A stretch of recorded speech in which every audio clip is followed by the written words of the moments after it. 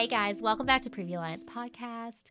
We're still in our series, My Motherhood, and we're bringing back a fan favorite, my glam goddess, Hannah. Hey, how's it going? So good. Thank you for coming back to us. Thank you for having me. We're ready. So tell us what you did on Instagram to bring us some good information today. All right. So I did a little poll and just asked people, or I guess a question box, not a poll, and asked people, the real secrets to motherhood that no one prepared you for and no one warned you about. And even if someone did warn you about, you didn't really take it seriously until you were a mom and got it. I mean, you have so many followers. I'm very excited about this. I'm ready. I'm like, let's hear it. Okay. One of my favorite ones that I really relate to is the overwhelming anxiety that you will never not be responsible for another human. Oh my gosh. Doesn't that hit? Like that gets me to my core. Yes. Like even when they're 18 plus out of your house, you're still, your heart is still responsible for another human. I mean, she put it into words. I mean, I say too, that's a lot about what happens when you have that baby, even when you're pregnant. Mm-hmm. You never go back to not knowing them. No. Or not having them. And it's just like, it just doesn't end. Mm-hmm. Exactly. Like I remember when I was pregnant, you're always worried, oh my gosh, is something going to happen while the baby's inside of me? And now that I have a 2.5-year-old, I'm like, wait, that is the new normal. Like, when they're out, you worry about SIDS and choking and things like that. And now he is in daycare and sees someone else for 8 hours. And there's still that thought in the back of your head, like, oh my gosh, what if something happens? Like we recently took a trip to Punta Cana, me and my husband. Yeah. And he stayed with my in-laws who are amazing and he loved it. But as much as I was able to relax, there was still that part of me that was like on edge. Like just, it's always going to be there. And I feel like I'm probably more that way than Bill. Because he'll be like, why don't you just relax? And I'm just like, because I still keep the boys' schedule almost in my head. Mm-hmm. Same. And I'm just like, look at the clock and I'm like 12 to 2 nap time. Yeah, we gotta I know. Or I kind of like, we can't do that. And he's like, we're on vacation. I'm like, oh yeah, right. Yeah. You're they're right. not here. Yeah. So that's me. Yeah. That's me. That was a good one. I love it. Someone else said Lexi. I think in our last episode Lexi. We talked about Sexy Lexi, my BFF Lexapro. Uh-huh. I'm on a very low dose. Yeah. But there's no shame. No shame. Girl, do it. No shame. Do it. Now, I mean, like I said, he's 2.5 and I don't see myself coming off for a while. Yeah. A lot of people said it's okay not to connect with your baby immediately, right when they're born.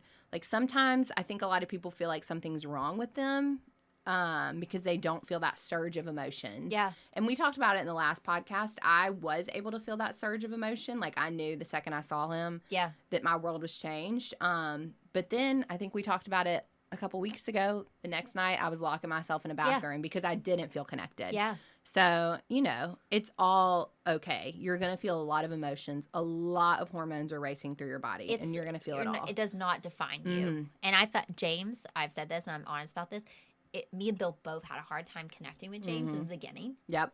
But I had a miscarriage before James. Yep. And I think it was a self-defense mechanism. Oh, yeah.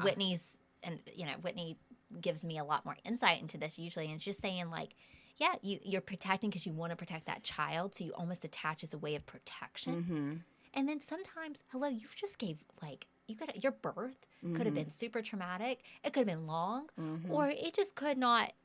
You're overwhelmed. Yeah, exactly. But it does not mean I love him any less. Exactly. And I have seen that in a lot of clients that have had miscarriages before. Like, I have a client right now, I think she's close to 30 weeks, and she hasn't started anything for the nursery. You're almost afraid to. Afraid to get too emotionally involved because if it ends bad, 100%.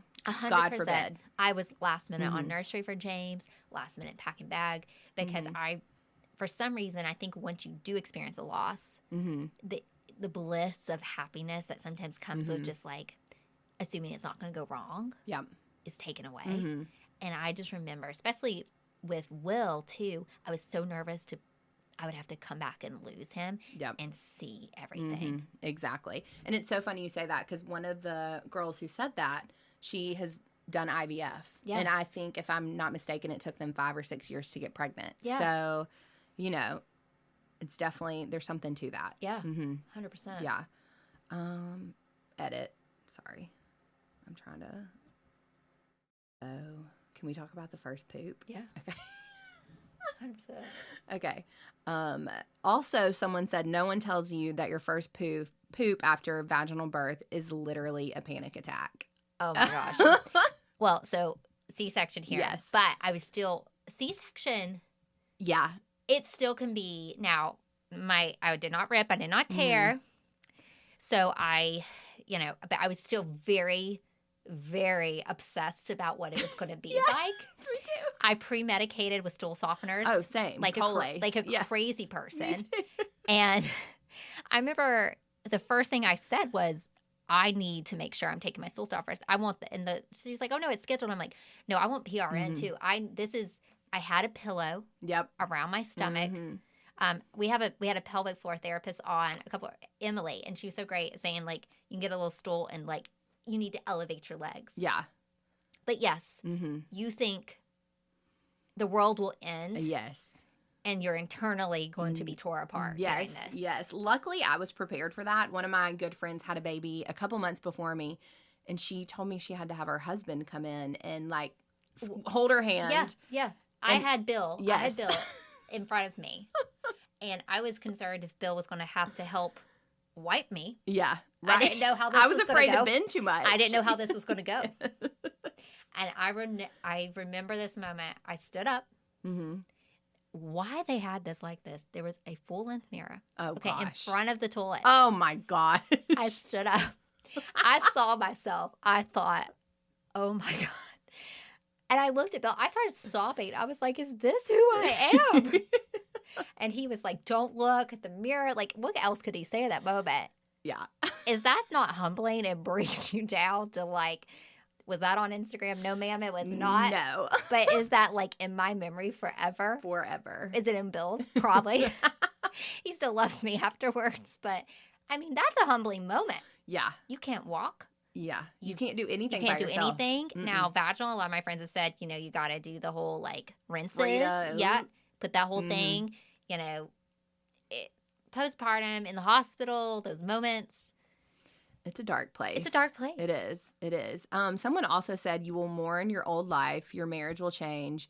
You will have to find new normals, which we talked about some last time. Yeah. I definitely agree with that. My marriage definitely shifted. All my relationships shifted after I had him. And we have really made date nights more of a priority. I love that you guys do that. Yeah, we love the Redmont Hotel in Birmingham, and we every couple of months we'll go just for a staycation. We'll just go to a nice dinner, and then we'll go to the Redmont. And yeah, you're showing Nolan. I love this. What a healthy marriage looks like. Thank you. The fact you guys being better together is only going to serve him. Yeah, exactly. So no guilt when it comes to that. And you know what? It could even be, we've done date nights at the house when we put the boys down. We'll go sit in the backyard, go just somewhere different. You don't kind of make a little picnic. Where you don't see the laundry. Yeah, where and you the don't toys. see it. Or you can bring the baby monitor, turn it down. They're okay. Turn it down. They're okay. They're okay. This is that, ask each other questions, reconnect. Because we said this last time, like at the end of the day, it's going to be you and your partner. When the kids are gone. When the kids are gone. Yeah. And they need to see that. And that's okay to put your relationship as a priority. Exactly. That does not mean that you love your child any less. And I truly believe that putting our marriage first is the best thing for Nolan. No, it is. Like you just said, I want him to see that, the healthy relationship, the healthy boundaries. Yeah. I want him to have a respect for women that he is going to get from seeing his dad put me first. Yeah.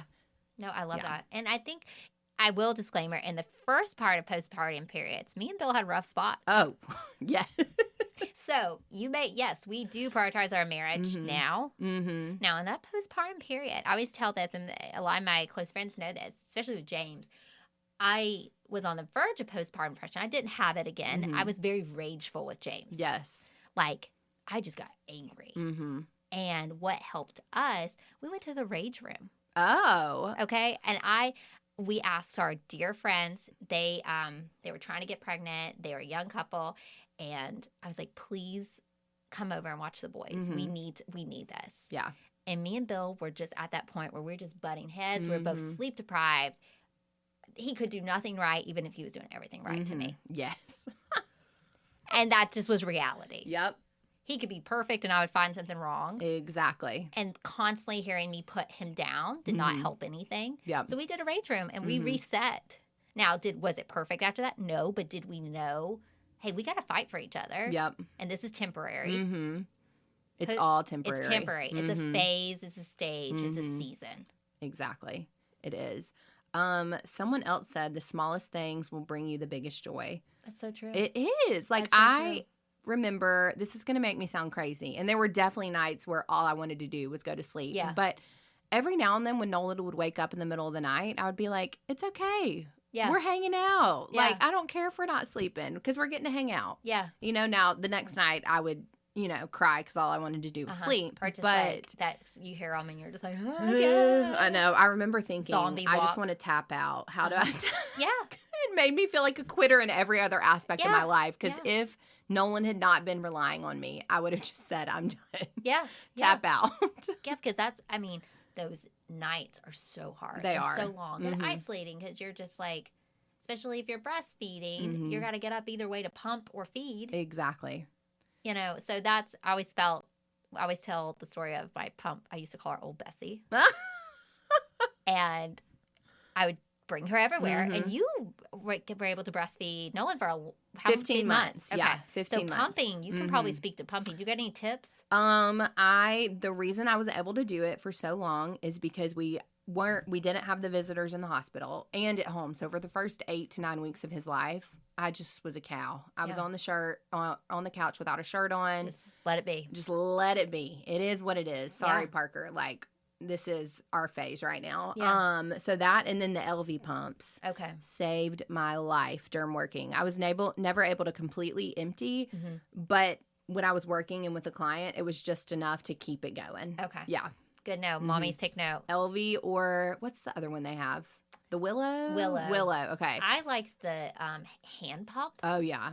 For the some, Haka? Yeah. Oh, the Haka. The best. Yeah. Yeah. Because then if I was feeding on one side, I put it down on the other because I hated, because it would just everywhere drench me. Yep. And I felt like it was liquid gold just running away. And for me, in my mind, I guess I was so bored and sleep deprived, I made it a game to see how much I could get on the Haka. Yeah.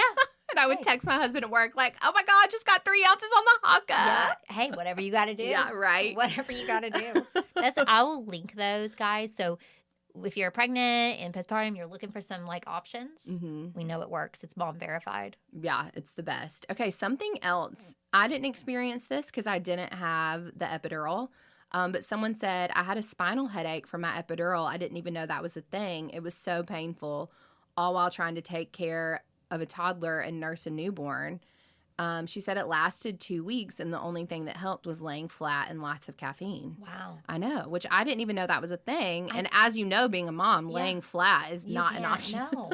That, I've heard of that just from my nursing career, but like I think that you have to, I don't know if they go back and add something, but it's very painful. I do know that, and I feel so sorry she experienced that. Yeah. Because that is, and she probably, if people don't know about it, her asking for help, or they may think, oh, she's tired when she had something medically wrong. Yeah. Oh, boy. I know. Poor thing. Also, one thing we need to talk about is the sweats, the postpartum night sweats. No one mentioned that to me at all. Okay. At all. You wake up drenched. Like a drowned cat. If it's not breast milk, it's sweat. And you're looking around. And I remember Bill one night, like I just like stood up and I was just like, just like stripping my clothes down. And he's like, what is happening? I'm like, I'm drenched for the 50th time. I smell, I'm leaking. And like you couldn't sleep well. You couldn't sleep. And it just, if it was not your boobs, it was your, everything. Everything. That is one thing I tell all my clients before they're having a baby. I'm like, get extra bed sheets. Yeah. You are going to change your bed sheets just as much as you change your newborn's clothes. Put 2 on, so when you just strip it off. Yeah. And like the cute, wonderful clothing, go for comfort. Because it's going to be coming off. For you and the baby. The Magnetic Me, did you ever have that? No. That brand? Oh my gosh, that brand. We only had 2, But now I go to all the consignment sales, and every time I see magnetic me, I grab it because it doesn't have buttons. It doesn't have a zipper. No one has times for buttons. No one. Why did, before he was here, I got all of the cute sleepers with all the buttons. I will see that, and I'm like, we need to return that. Yes. Thank you, but no thank you. No thank you. That's gonna push me over the edge. Yeah, the buttons. In the middle of the night. Screaming baby. We did a lot of the gowns for James. Oh, yeah. And I remember my dad was like, you're putting him in a gown? I'm like, watch this. You know, and like I had it down in like 2 seconds. Exactly. Things you do not know until you went through it or someone tells you. And this is something we haven't touched on, postpartum hair loss. Oh, I'm so glad you brought it up. That is one of the biggest things I see, obviously, in my profession. It will wear you down. It will tear you down. Yeah. It will make you not feel like yourself. I do extensions, so remember, if you need that. You got a halo. I was like, I can't. I was like, this makes me feel insecure. I remember being in the shower. Why is it in the shower that like you just? I mean, you're hearing phantom cries probably, right? Right. And you reach up and you just have a handful of hair, or you look in the shower drain. Okay, don't look. Don't look. Don't look. Just make your husband clean it out and get out and brush your hair. What do you tell? So Viviscal is one of my favorite products. It's a supplement, but you can't take it while you're breastfeeding. Okay. So the second moms quit breastfeeding and they're having that issue, I'm like, you've got to take this. Okay. Also using leave-in conditioner. Because for me, I had a lot of postpartum hair loss after I quit breastfeeding. Okay. Which I have noticed that's when it happens for a lot of people when you quit breastfeeding. Because it's like you have a whole other surge of emotions going through you. Right. And that's when that happens. But for me, postpartum, like those first few weeks, it was tangles. And I could never figure out if it was tangly because I wasn't brushing it and wearing it in a bun 24/7. Yeah. Or if it was just my new texture of hair was so dry and tangly. Yeah. You know? So lots of leave-in conditioner. Take a minute of the day to brush your own hair. Your baby will be okay. If they're laying there crying, just brush your hair. It'll be fine. And how long do you see till moms kind of get that regrowth? Ooh, I feel like it's about 6 months, which a lot of people have it in their temples, unfortunately. Oh, mine was, and your face is where everybody looks. Everyone looks. So and then you're putting it up. And you have those bald spots. And then you have the temples. Grow out moments. And you have the weird bangs. Yep. It's a whole situation. And I remember I saw when I was younger, I was like, what is that bad haircut? And I'm like, now I'm just like, that's mom. Yeah. She's trying her best. And a lot of the times the new growth has a different texture. So it'll be like curly. And in the South where it's so humid, it's usually sticking straight up. Ugh, it's a situation. And that made me feel even worse. Yeah. Honestly. Your hair makes you feel, get a good blowout, get your hair glammed up, and you feel, I always felt so good. Exactly. And then when you're having this regrowth, you're having the loss, you're not sleeping, it takes a while for your body to get back. There's no bounce back. No. And that's something I think so unrealistic. Yeah. And I feel like that's what Hollywood shows us. You know, like you have your celebrities that have babies, and then a month later they're in a bikini. Yeah. With a six-pack and long, luscious hair. Yeah. They have people for that. They probably have night nurses. You know? They have chefs. They have workouts. I mean, they have everything when we're doing it all. Exactly. And I think, I'm very open and honest. If you see me and it's a photo shoot, Hannah's claimed me. So I'm just going to be realistic. I go to people who know. You have people. I have people. But my day-to-day, you're not going to see me that way. Yeah. And so, but I try to always just be like, I have people. Don't expect, this is not me. This is not self-made, honey. No. And that's okay. Yeah. Even for me, I have people, I do have clients, but I have a friend for my baby shower. She did my hair and makeup just because it was in the middle of June and it was hot. You don't want to do that. And I was tired. Yeah. Yeah. What else we'll end on this. What's else kind of was your theme that you think that moms just wanted to tell you on your Instagram question box here? Because I feel like it's just they truly felt like they could be honest. Okay, I did, unfortunately, sadly, have one client who said her husband traveled all the time back then when she had her children. And she became so distant that he thought she was having an affair, which kind of breaks my heart. Yeah, this is one of my close friends. I know them. He's a great man. Yeah. but I guess she just got so in the trenches, like we call it, that her husband thought she was having an affair. So I feel like it's really important not only to reach out to help for a medical provider, but to talk to your husband about it. And one thing I did with my husband ahead of time was I said, a lot of people have postpartum depression. Yeah. It's a huge possibility I will have it just based off of my previous mental health. Yeah. And so my husband was kind of prepared, which I'm really glad that we did have that conversation ahead of time. Yeah. That's part of Previa Alliance that, me and Bill were never told about postpartum depression. Oh. Never. I didn't know that. Yeah. It was never brought up. I was never screened. Were you ever screened for postpartum depression? It's a 10 questionnaire. Your doctor should have gave it to you. 10 questions. Ask how you've been feeling over the past 7 days. Have you been seeing joy? Have you been blaming yourself? So it's a research-backed screening tool called the Edinburgh.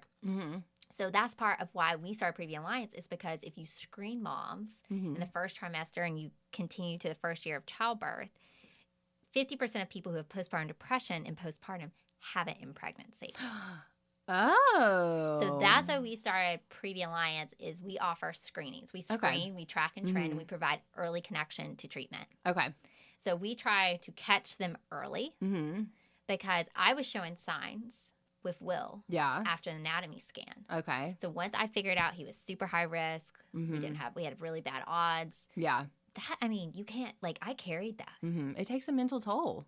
I went into anxiety and depression and then add on the traumatic birth. No one ever screened me. Everybody was like, she's okay. Yeah. She's fine. She's handling it well. Look at her. So that's why we started our whole journey. And we should have had that conversation, me and Bill, but I think people just assumed we knew. Yeah. And they just don't want to talk about it. Sometimes it's a hard thing to talk about. Because motherhood's supposed to be this joyous thing that you don't want to bring to light the scary or negative things. And it's hormonal. It's some things we just can't control. Yeah. So that's something we did with James, is I said, I don't want to get back. I don't know if I will. If you've had postpartum depression, it does make you a higher risk to have it again. Okay. Some don't, some do. But we had that conversation, and he's like, so how can I check in with you? What do you need? Do you need a safe word when you're feeling very overwhelmed? Yeah. At what point do we need to, look at this? So I always encourage, have those conversations. And so with the screening too, we want people to have conversations like you had and talk to your family and say, I hope I don't have this. 1 in 3 women have this. 90% of women have baby blues. Yes. Oh. So the difference between baby blues and postpartum depression is how long it lasts and severity of it. So having those conversations early with friends, with parents, with spouse, with partners, hey, with your hairstylist. Right. Yeah. Early on, just making it a conversation is never going to be a bad thing. No, never. And let me ask you this, because I know you had a rough go with Will. Yeah. And I have a friend who, she messaged me about this after I put the question box up. And she had, about the first year of her son's life, he had a lot of issues. He had seizures. He was in children's a lot. And she said that she found herself being jealous and mourning what she thought was going to be that first year. So did you experience that with Will? With Will, I know this sounds, I feel like superficial to say, but it's the truth. When I had my delivery and he was in the NICU, seeing him, I was so upset that this was I was thankful he was there, but I was mourning that I did not have him like everybody else. I was like, oh, he was so tiny and so frail. Yeah. And he had bad reflux. Oh. I was jealous of what I thought it should be. Yes. And I maybe even resentful. And to see, I'm like, why did they get a healthy, easy baby here, And so I had to take off social media. But, I think those all feelings are valid. Very valid, yeah. Does not make you a bad mom. It's hard because no one equips you for when your child is medically challenged or your birth doesn't go the way it's supposed to. No one, that's hard. That's not what people are posting on social media. They're not. There's a few accounts now, I think, that are trying to be more open and honest and, medical mom journeys. Yeah. But a lot, it's not. And they're not showing you they're crying in the hallway or they're at their 5th doctor appointment for that day. Yeah. And you just want your kid to be like everybody else. Exactly. And you feel like you're failing, but you're not. No. Because you're advocating, you're trying your best, but you're getting worn down too. You're human.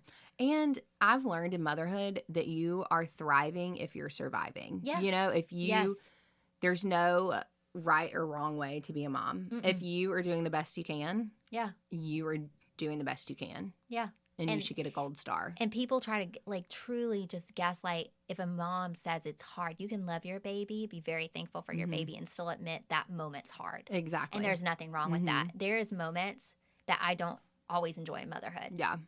Mm-hmm. And that's reality. Yeah. And I think a lot of it, I unfortunately have a couple friends struggling with infertility right now. And there's so much guilt in those moments that everything's not perfect, because I know that they would do anything to be in that moment with a child of their own, you know? We had Lacey on, and she did IVF, and she had a journey to get to, she's pregnant with a baby boy coming in December. And she was just saying her pregnancy has been really hard. Mm-hmm.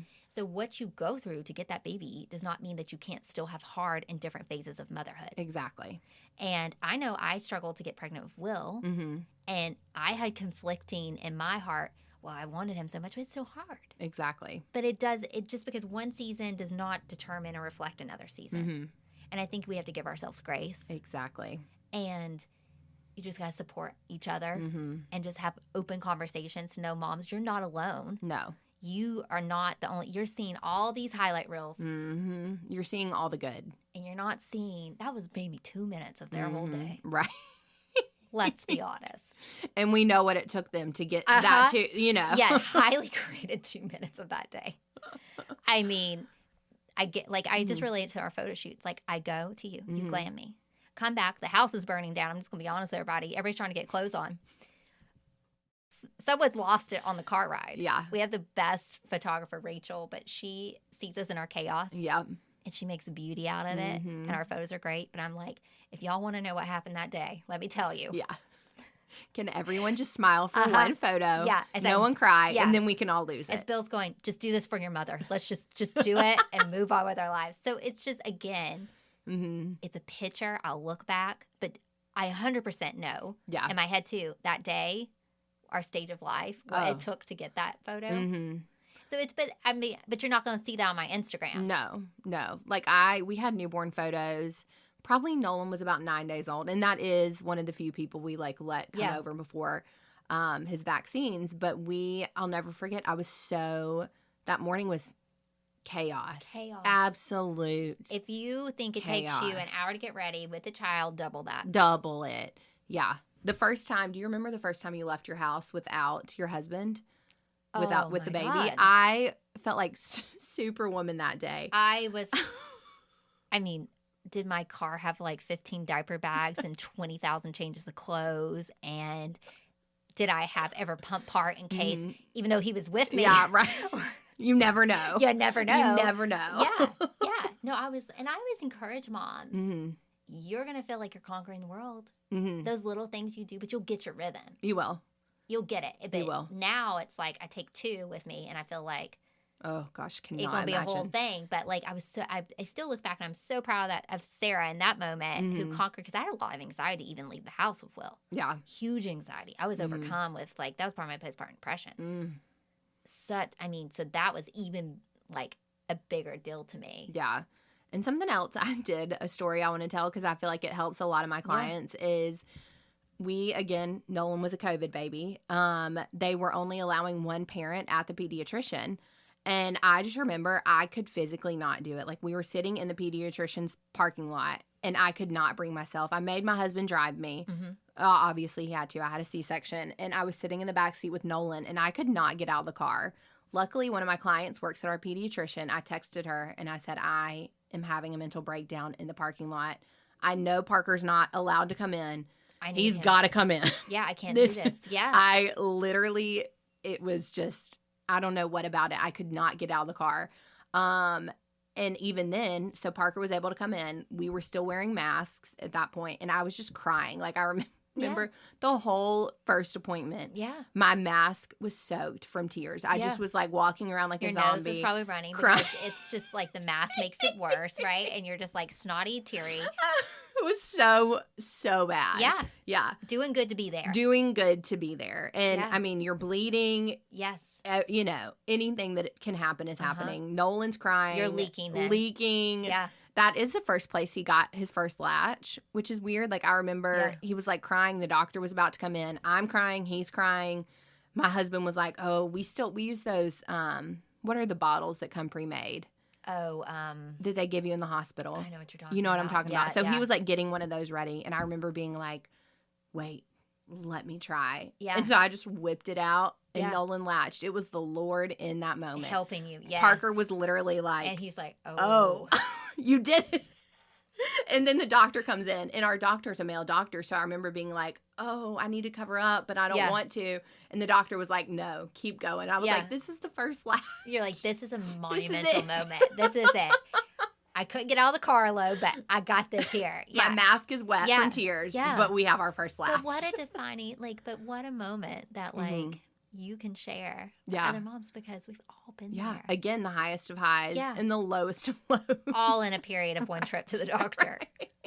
Because that's what happens. Mm-hmm. It literally, you'll just be like, oh my gosh, this is the best thing. And then you're like, it'll break you. Yeah. And you're like, I don't know if I can do this another second. Mm-hmm.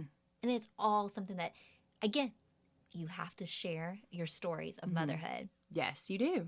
Because we're all in it together. We are. And like you said before, when our kids are older and we see a young mom in the grocery store. Help them. Open the door. Open the door. Can I just go on my soapbox for 1 minute?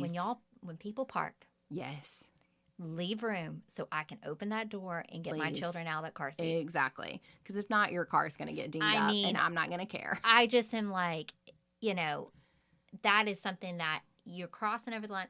Now, I've parked bad, so, shame on me, too, but, there's some people that I'm just like, you can look probably and see the goldfish in my floor to know I've got a situation.